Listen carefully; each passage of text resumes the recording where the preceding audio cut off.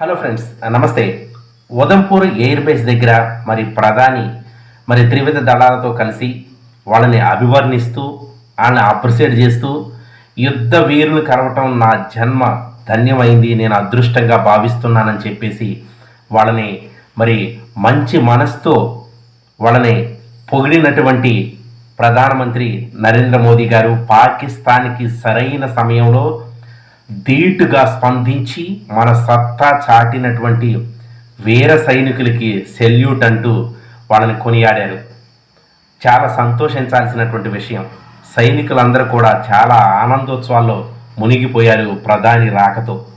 ప్రధాని వచ్చి వాళ్ళని హక్కున చేర్చుకొని వాళ్ళ యొక్క శక్తి సామర్థ్యాల గురించి మాట్లాడుతుంటే ప్రతి ఒక్క వీర సైనికుడికి ఆనందం అనేది కట్టలు తెంచుకుందని చెప్పొచ్చు. అంత హ్యాపీగా ఫీల్ అయ్యారు. అది అందరూ మెచ్చుకోదగ్గ విషయమే. కానీ ఇక్కడ భారత్ అమెరికా ప్రమేయంతో యుద్ధం విరమించడమే ప్రతి ఒక్కరిలో కూడా జీర్ణించుకోలేనటువంటి సమస్యగా మారింది. ఇక్కడ మీరు చూడొచ్చు, అనేక ఛానళ్లలో కూడా డిబేట్లు పెడుతుంటే రాజకీయ విశ్లేషకులు ఏమంటున్నారంటే నరేంద్ర మోడీ ఎందుకు తల వంచాడు, పాకిస్తాన్ని చిత్తుగా ఓడించి గట్టిగా గుణపాఠం చెప్పాల్సింది పోయి అమెరికా ప్రమేయంతో అమెరికా మాట మనమెందుకు అనాలి, అమెరికా వాళ్ళు కూడా పాకిస్తాన్కి సహాయం చేస్తున్నారు, అటు నుంచి చైనా సహాయం చేస్తుంది, టర్కీ కూడా యుద్ధం భారత్ మీద చేయాలని చెప్పేసి అంటుంది, తర్వాత పశ్చిమ బెంగాల్ కావచ్చు, వీళ్ళందరూ కూడా మనకి శత్రువులుగానే మిగులుతున్నారు, పాకిస్తాన్కి సపోర్ట్గానే ఉన్నారు. అలాంటప్పుడు మనం ఏరే దేశాలతో వాళ్ళు చెప్పినట్టు ఎందుకు అనాలి? అమాయకమైనటువంటి ప్రజల్ని అక్కడికి చూడటానికి అద్భుతమైనటువంటి అందాలు చూడటానికి వెళితే, జమ్మూ కాశ్మీర్ వెళితే అక్కడ నిర్మానుషంగా మనల్ని చంపటం జరిగింది పాకిస్తాన్ ఉగ్రమూకలు. పాకిస్తాన్ ఉగ్రమూకల యొక్క స్థావరాలపై యుద్ధం చేశాం అంటున్నారు, కానీ ఎన్ని స్థావరాలను కూల్చారు, ఎంతమంది ఉగ్రవాదులు చనిపోయారు. మెయిన్గా ఇక్కడికి వచ్చినటువంటి ఎవరినైతే జమ్మూ కాశ్మీర్లో మన అమాయకమైనటువంటి ప్రజల్ని చంపారో ఆ మెయిన్ క్యాండిడేట్స్ నిజంగా దొరికారా, నిజంగా దొరికితే వాళ్ళు ఏం చేశారు అనే పూర్తి సమాచారం మనకి కావాలని చెప్పేసి చాలామంది అంటున్నారు. అదేవిధంగా ప్రతిపక్షాలైనటువంటి అనేక పార్టీలు కూడా నరేంద్ర మోడీ యొక్క విధానాన్ని కొంచెం తప్పుగానే పడుతున్నాయి. ఎందుకంటే ప్రతి విషయంలో కావచ్చు, సైనిక శక్తిలో కావచ్చు, ఆర్థిక శక్తిలో కావచ్చు, ప్రతి విషయంలో కూడా భారత్ కంటే చాలా తక్కువగా ఉంది పాకిస్తాన్. అయినా కానీ వాళ్ళ మనసు ఎప్పుడు కుట్రపూరితంగానే ఉంటుంది, భారత్పై ఎప్పుడు కూడా కవ్వింపు చర్యలకే పాల్పడుతోంది. ఇక్కడ మనం యుద్ధం చేయటం ఉగ్రవాదుల మీద అయినా, ఉగ్రవాద స్థావరాల మీద అయినా కానీ యుద్ధం చేయటం సమంజసమే. ఎందుకో తెలుసా? మొట్టమొదటిసారిగా తప్పు చేసింది పాకిస్తాన్. అనేక సార్లు తప్పు చేస్తూనే వస్తుంది.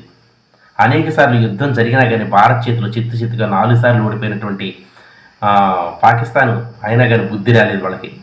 ఇప్పుడు కూడా ఈ యొక్క ఎప్పుడైతే యుద్ధ వాతావరణం నిలిపివేశారో అప్పుడు కూడా పాకిస్తాన్ ఆర్మీ వాళ్ళు మన ప్రదేశాల మీద దాడులు చేస్తూనే ఉన్నారు. దీన్ని ఎలా చూస్తారు? దీన్ని ఎలా చూడాలి మనం? అవునా కదా?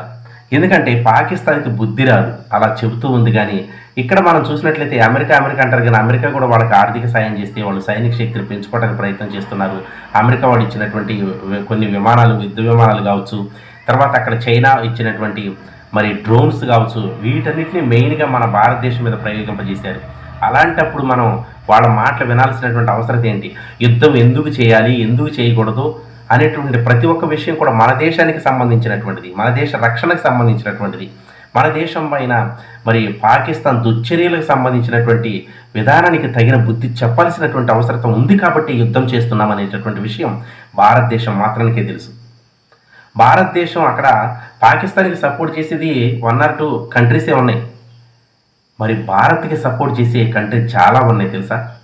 ఎందుకంటే అంత మంచి దేశం, స్నేహ సంబంధాలు కలిగినటువంటి దేశం కాబట్టి ఎటువంటి తరుణంలో మనం పాకిస్తాన్కి గట్టిగా బుద్ధి చెప్పలేదని చెప్పేసి పలువురు భారతీయుల్లో ప్రశ్నలు అలానే ఉన్నాయి.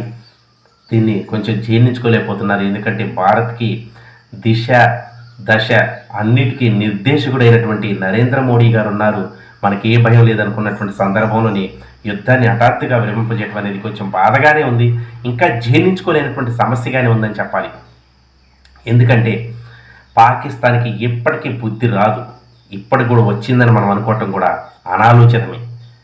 అలాంటి పాకిస్తాన్కి సరైన రీతిలో సరైన సమయంలో బుద్ధి రావాలి. కానీ ఇక్కడ మరి ఎప్పుడైతే ఎయిర్ బేస్కి వెళ్ళి వాళ్ళతో మాట్లాడేటటువంటి సందర్భంలో నరేంద్ర మోడీ గారు అన్నారు, వాళ్ళు గనక ఆగకుండా గనక కాల్పులు గనక జరిపితే మనం దెబ్బకు దెబ్బ తప్పనిసరి తీయాల్సిందే, ఏ ఒక్క దేశం ప్రమేయం కూడా మన దేశం మీద ఉండటానికి ఇల్లేదని చెప్పేసి గట్టిగానే చెప్పారు. ఆయన చెప్పినట్లుగానే వాళ్ళ దుశ్చర్యలు గనక మళ్ళా ప్రారంభిస్తే గట్టిగా బుద్ధి చెప్పాల్సినటువంటి అవసరత భారత్కి ఉందని చెప్పేసి మనమందరం భావిద్దాం. అలానే ప్రధానమంత్రి గారు కూడా మంచి నిర్ణయాలు తీసుకొని సైనిక శక్తి ఎలాగో మనది బలమైనటువంటి సైనిక శక్తి, త్రివిధ దళాలు వాళ్ళ ప్రాణాలు సైతం లెక్క చేయకుండా అద్భుతంగా పోరాడి మరి పాకిస్తాన్లో ఉన్నటువంటి సైనిక ఉగ్రవాద స్థావరాలను కూడా మట్టు పెట్టడం జరిగింది. అదేవిధంగా వాళ్ళు ప్రయోగించినటువంటి మిసైల్స్ కావచ్చు, డ్రోన్స్ కావచ్చు, వాటన్నిటిని కూడా గాలిలోనే నిర్వీర్యం చేసినటువంటి ఘనత మరి మన జవాన్లకే తగ్గింది. కాబట్టి వాళ్ళకు ఒక్కసారి మరి సెల్యూట్ చేద్దాం. మరి రానున్న రోజుల్లో కూడా పాకిస్తాన్కే కాదు, ఏ దేశమైనా సరే భారత్ వైపు చూడాలంటేనే భయపడాలి, వాళ్ళ వెన్నులో వణుకు పుట్టేలా చేయాలని చెప్పేసి కూడా ఆలోచించేద్దాం. ఇది కరెక్ట్ అనుకొని యుద్ధం ఆగటం కావచ్చు, వాళ్ళ దుశ్చర్యలు ఖండిస్తూ మరి ఒక్కసారి యుద్ధం ప్రారంభమైతే ఎలా ముందుకు అడుగులు వేయాలి అనేటువంటి విషయాలు మీరు కామెంట్ రూపంలో తెలియజేయండి. వీలుంటే లైక్ చేయడానికి ప్రయత్నం చేయండి. జై హింద్.